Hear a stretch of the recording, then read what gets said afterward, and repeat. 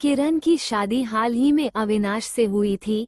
शादी के बाद वो अपने नए घर आई, जहां पहले ही उसकी सास साधना जी रहती थी। साधना एक सख्त महिला थी और घर के हर काम को अपने हिसाब से करना चाहती थी। किरण, जो अभी नए परिवार में आई थी, थोड़ी घबराई हुई थी। उसे समझ नहीं आ रहा था कि सास को खुश कैसे किया जाए, क्योंकि उसने सुना था कि सासें अक्सर बहुओं से बहुत उम्मीदें रखती हैं। यह क्या होगा? क्या मैं उनकी उम्मीदों पर खरा उतर पाऊंगी? वो हर काम में इतनी सख्त क्यों है? साधना, जो घर के सारे काम बहुत निपुणता से करती थी, किरण से भी यही उम्मीद करती थी। लेकिन किरण को ये सब जल्दी समझ में नहीं आ रहा था। एक दिन जब किरण ने खाना बनाया, साधना ने उसे पूरी तरह से नकारते हुए कहा, किरण, तुमने इसे ठीक से पकाया नहीं।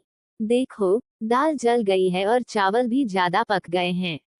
तुमसे तो अच्छे से खाना बनाना भी नहीं हो पाता। मुझे खेद है सासू माँ। अगली बार ध्यान रखूंगी। ये सुनकर साधना और भी नाराज हो गईं। उन्होंने बिना कुछ कहे अपनी नजरें फेर लीं। किरण महसूस करती है कि उसे अब समझने के लिए अपनी पूरी ताकत लगानी होगी, ताकि वह घर के माहौल में फिट हो सके। अविनाश को ये सब देखकर बहुत अफसोस होता है। वह जानता था कि उसकी माँ के सख्त तरीके किरण के लिए बहुत मुश्किल हो सकते हैं। अविनाश ने एक दिन अपनी माँ से इस बारे में बात की। माँ, किरण नई है, उसे थोड़ा समय दो, वो सब सीख रही है। अगर आप थोड़ा सा धैर्य रखें, तो वह जल्द ही घर के कामों में माहिर हो जाएगी। अविनाश, तुम नहीं समझते। जब तक वह सही तरीके से काम नहीं करती, उसे कैसे सिखाऊं? घर का काम बहुत जरूरी है और मैं किसी भी गलती को नजरअंदाज नहीं कर सकती। माँ, वो सब सीखने की कोशिश कर रही है, हमें उसे मौका देना होगा। हम दोनों को एक दूसरे का समर्थन करना चाहिए। किरण के लिए ये स्थिति बहुत कठिन थी, लेकिन उसने हार नहीं मानी। उसने सोचा कि अगर वो अपनी सास को अपनी ओर आकर्षित कर सके, तो शायद उनका रिश्ता बेहतर हो सकता है। एक दिन किरण ने एक खास पकवान बनाया जिसे साधना की पसंद के हिसाब से तैयार किया। उसकी मेहनत से यह पकवान स्वादिष्ट बना। उसने उसे सास को परोसा, इस उम्मीद के साथ कि शायद वो अब खुश होंगी। सासू माँ, ये खास पकवान मैंने आपके लिए तैयार किया है। मुझे उम्मीद है कि आपको पसंद आएगा। साधना ने ध्यान से पकवान खाया और फिर चुपचाप अपने कमरे में चली गई। किरण थोड़ी उदास हो गई, लेकिन उसने सोचा कि शायद सास के गुस्से का कारण कुछ और था। लेकिन एक दिन साधना ने उसे बुलाया।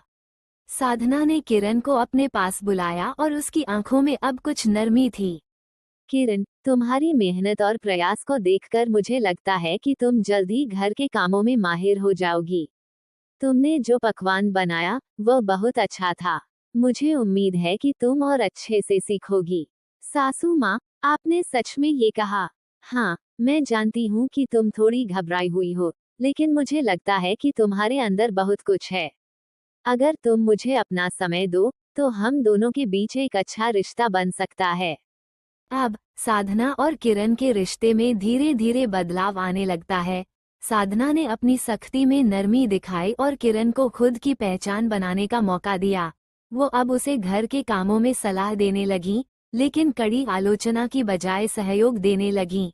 किरण ने भी अपनी मेहनत और ईमानदारी से काम किया और साधना की उम्मीदों पर खरी उतरी। अब दोनों के बीच समझ और सम्मान बढ़ने लगा। देखो, माँ और तुम दोनों के रिश्ते में अब बहुत कुछ बदल चुका है। अब घर में शांति है और सब खुश है।